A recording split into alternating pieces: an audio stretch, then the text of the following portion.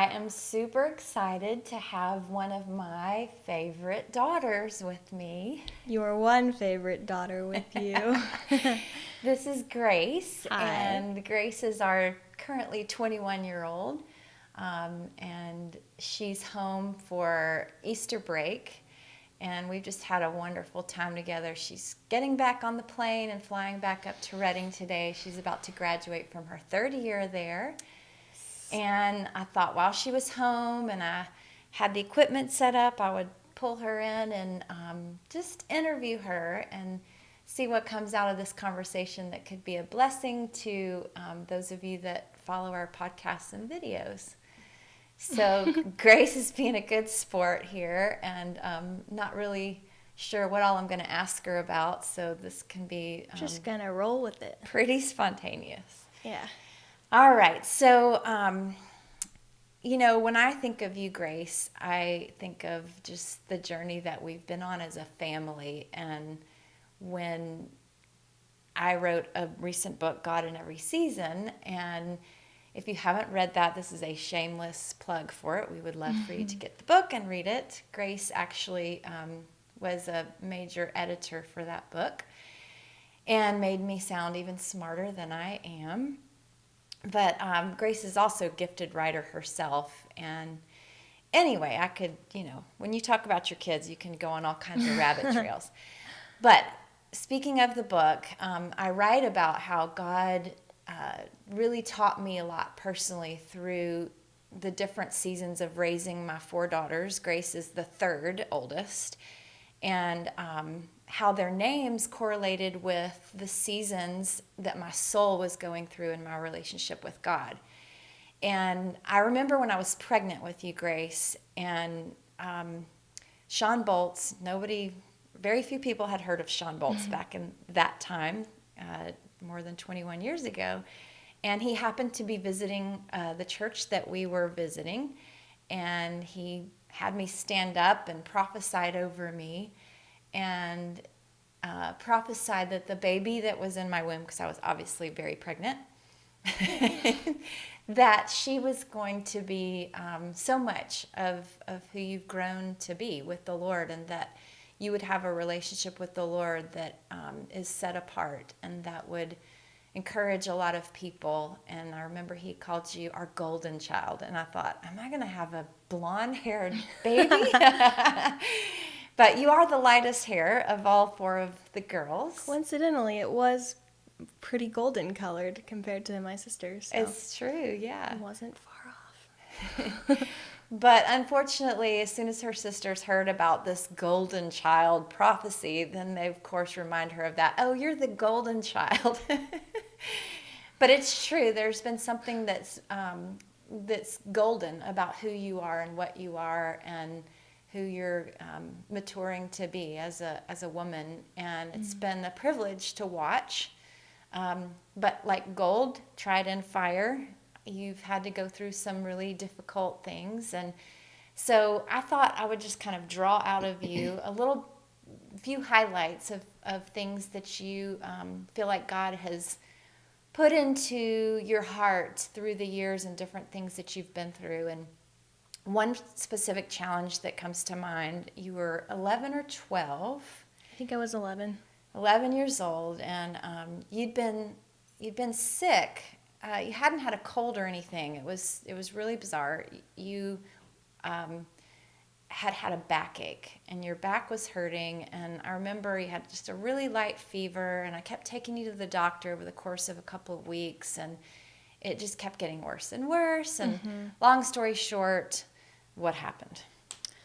Well, so I went to the doctor. I saw multiple people who were trying to figure out exactly what was wrong with me, and they did all of the regular tests and checks you're supposed to do. But then I just remember one night my fever spiked really high, and it was hard for me to breathe. I was in so much pain from my back. Like all the symptoms just were really random and super weird. And so my parents took me to the ER, and my left lung had filled up with fluid overnight. So it was like they're calling it pneumonia, but they've never seen a case of pneumonia like this one. She So never had a cough. it There was, was no cold. yeah, it was just really weird. It was actually so bizarre that the CDC was involved and they came and interviewed us to try and figure out, like, piece together what had happened. I think that they had concluded, like, not fully sure, but concluded that the beach vacation we had gone on a month or so ago, there had been some rare imported sand from another country that had this bacteria in it that only responds with certain blood types and certain people in just the right way if I were to inhale it or get it in a cut or something. It was a crazy situation, but I happened to be the right one. And so basically it was a bacterial pneumonia, and I was rushed to the ER. They weren't sure if I was going to make it. They did a surgery to drain the fluid out of my lung, and they gave me a ton of antibiotics. They were just kind of trying to figure out how to treat me because this was a really new, rare situation that they hadn't seen before. They thought for a little while that it might be the MRSA bacteria that's not treatable with Right. antibiotics. So it was really scary. Yeah. And you were in the hospital for, almost 2 Weeks. weeks, and then on the most potent antibiotics that were available at the time through an IV that she had to go home IVs. with. Yeah, I had a few PICC IVs, line. and then they put in a PICC line, which is For a like more 6 permanent weeks. IV. Yeah, I think it's like a tube that threads through your vein to your heart so that you don't hurt your vein. Yeah. And it was extremely painful and just very traumatic for all of us, but especially for you. And so when you think back about that time and where you are now with the Lord, how did that experience play into just what you have with him now? Yeah, so for me, I grew up a pastor's kid. I don't ever remember not knowing the Lord or not having a relationship with Jesus. But I think at a certain point in everyone's life, you kind of need to choose him for yourself and know why you're choosing him so that later down the road you don't all of a sudden question, this is just my normal, but I never question why, and I don't actually have ownership over my relationship with the Lord. So for me, that was really significant. It actually happening at such a young age because I always loved the Lord, but at 11 years old, I think I kind of felt the gravity of what it looked like to choose the Lord and to actually not just take it because my parents taught it to me, but because this is my only option. This is who I choose. This is what my world revolves around. And I just was aware of the gravity of that, being in the hospital, being fully dependent on the Lord.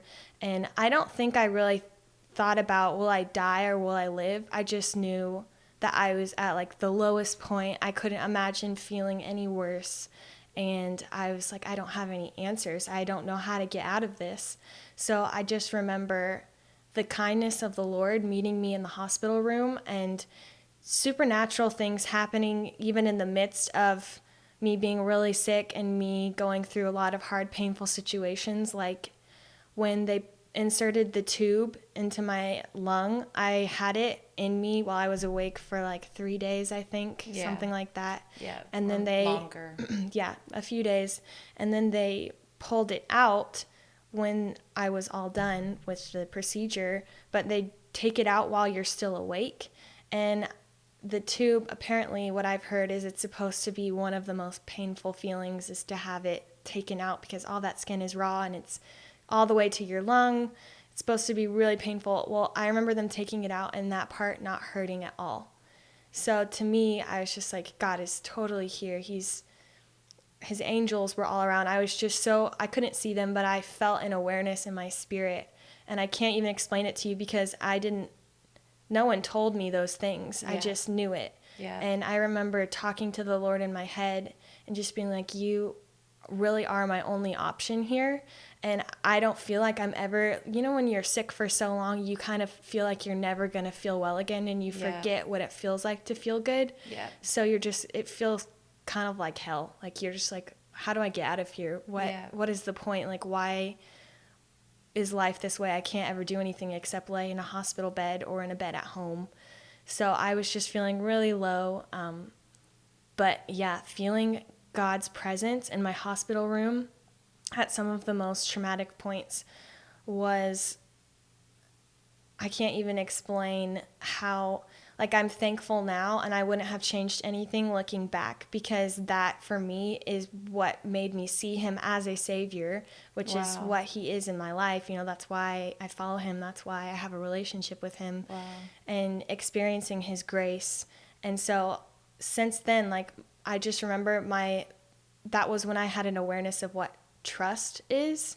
And I heard him in my mind say, you know, you have to trust me. You have to trust me. And I had the sense like he wasn't just talking about this particular situation. Right. It was like a seed he was planting that was going to keep growing. Wow. Obviously, everyone is on their own journey with trust and trusting the Lord.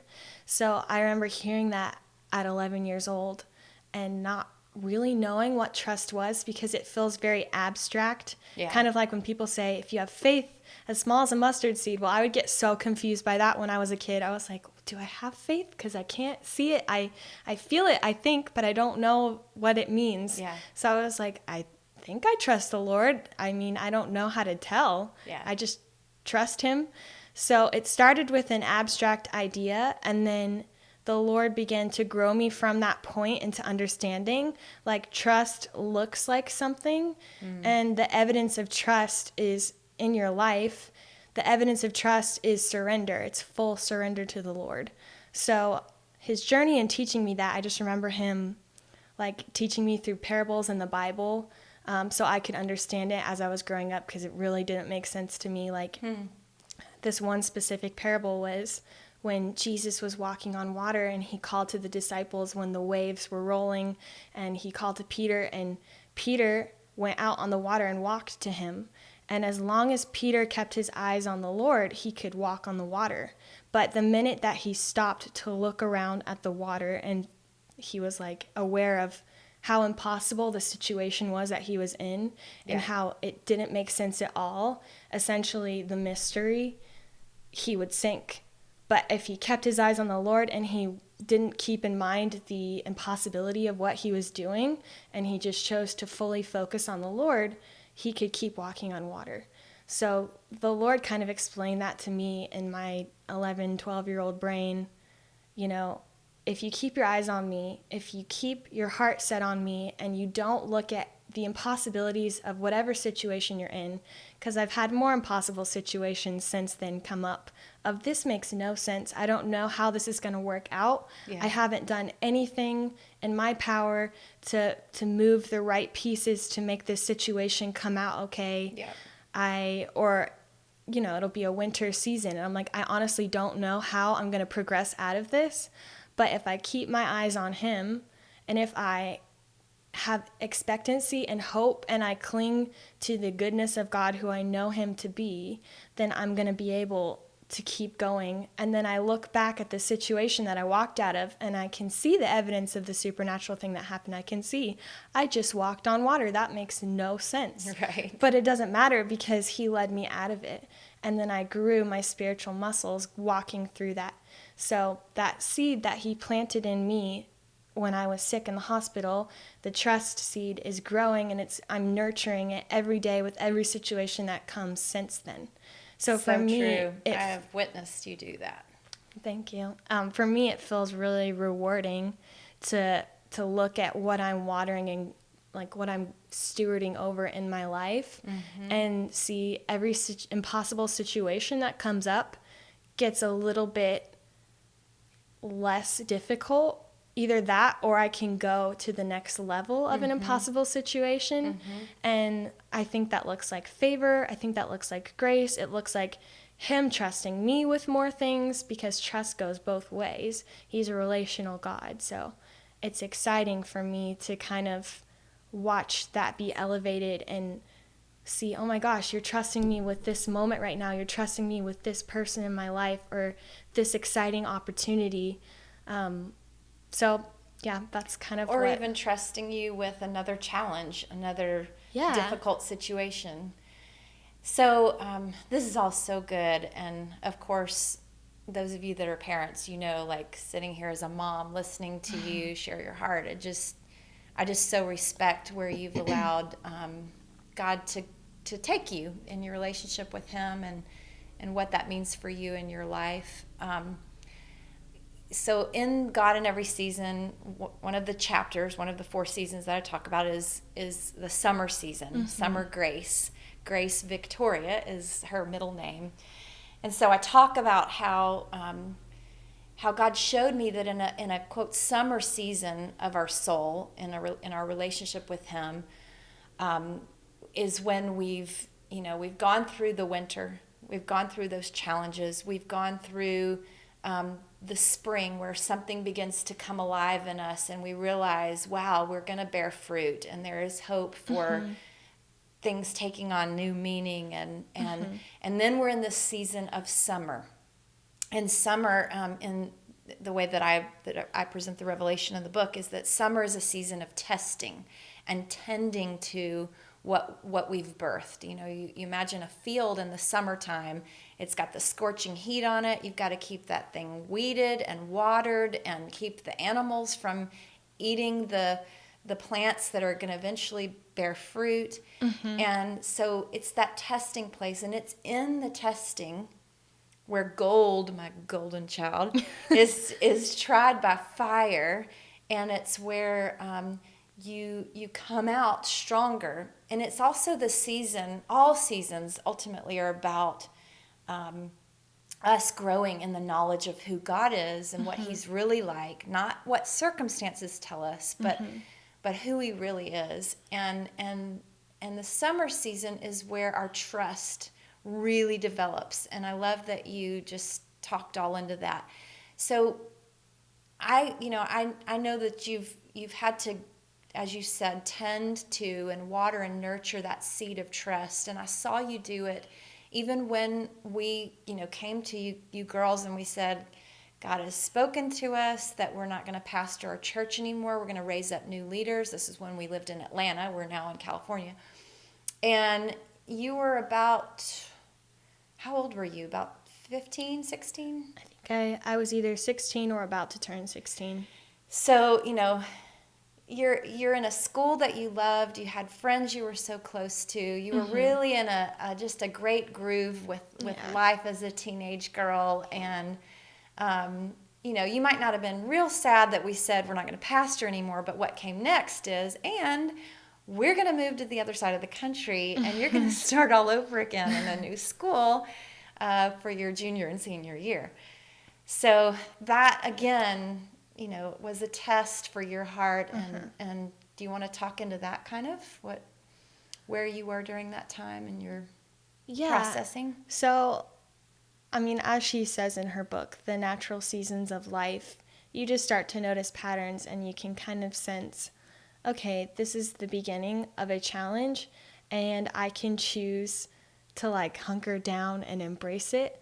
But you don't actually have to be miserable as a Christian going through seasons if you actually tap into insight from the Lord, and I would ask the Lord to give me perspective from His eyes, because I could only see from my own perspective.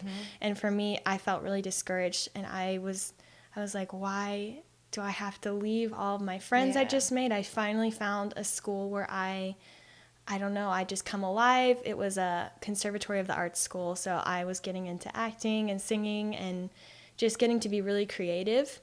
And I had a bunch of really close, amazing friends, but I was only 15, 16. So for me at that age, it felt like, oh my gosh, this is my whole world. I'm going to live in Georgia forever, and I'm going to settle down and get married, and I'm never going to leave.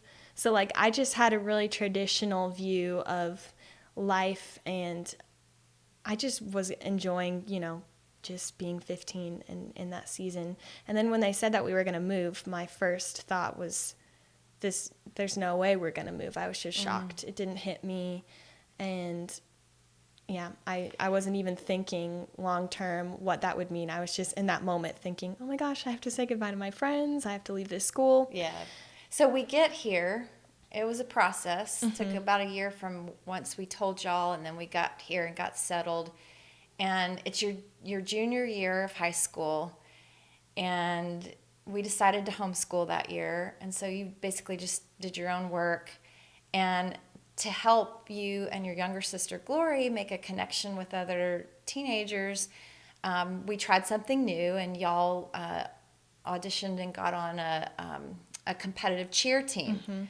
So here you are, you're finally making new friendships and exploring this whole world of for the first time in your life, not being in a Christian school or setting. It was a bit of a culture shock. Like, moving from Georgia to Southern California alone is a culture shock, not even counting friends in school and all of that. So, and I would say that you quickly rose to the top in that setting, that of those younger girls, because you were one of the older ones on your cheer team, and this is competitive cheer where it's super intense, and it is definitely a sport, and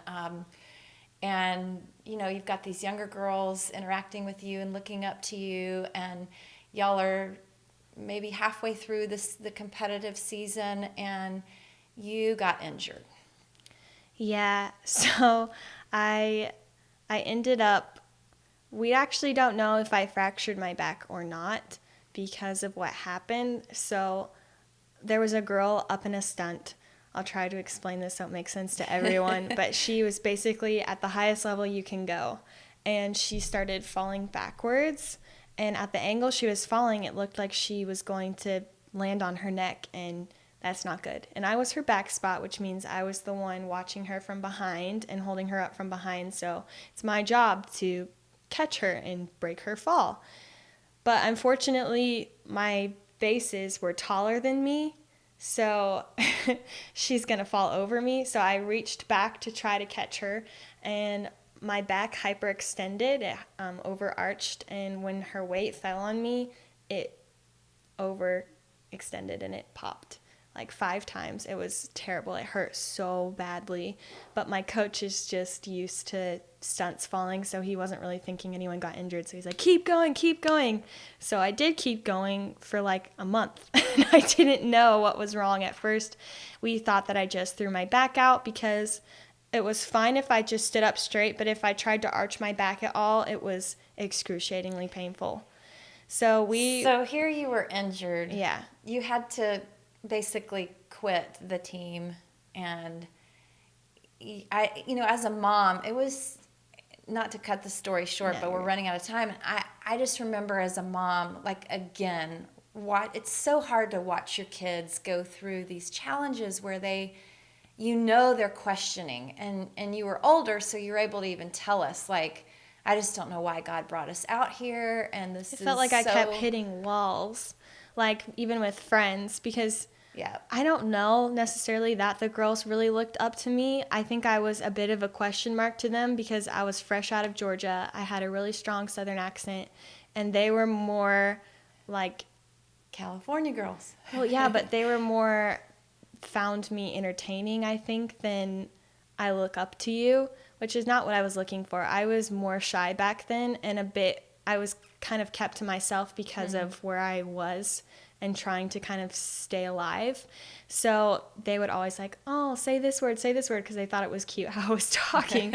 And they were so sweet, but I would say it was pretty surface level there, and I wasn't really thinking about being influential or, So going there with the Lord and hitting wall after wall from I'm trying to see from your perspective, but I can't, and just choosing to trust him anyways, because I had no other option. The other option was just to be hopeless or to go and move back to Georgia with God. Or to get bitter. Yeah. So instead I just persevered, and I was like, I remember this school assignment we had was to write a poem.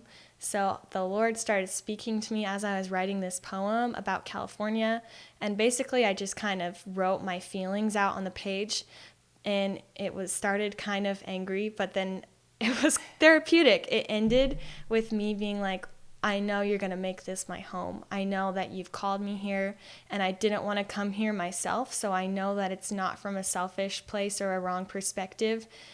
And I know that you are going to transform this and transform my heart to love this place and to take ownership over it.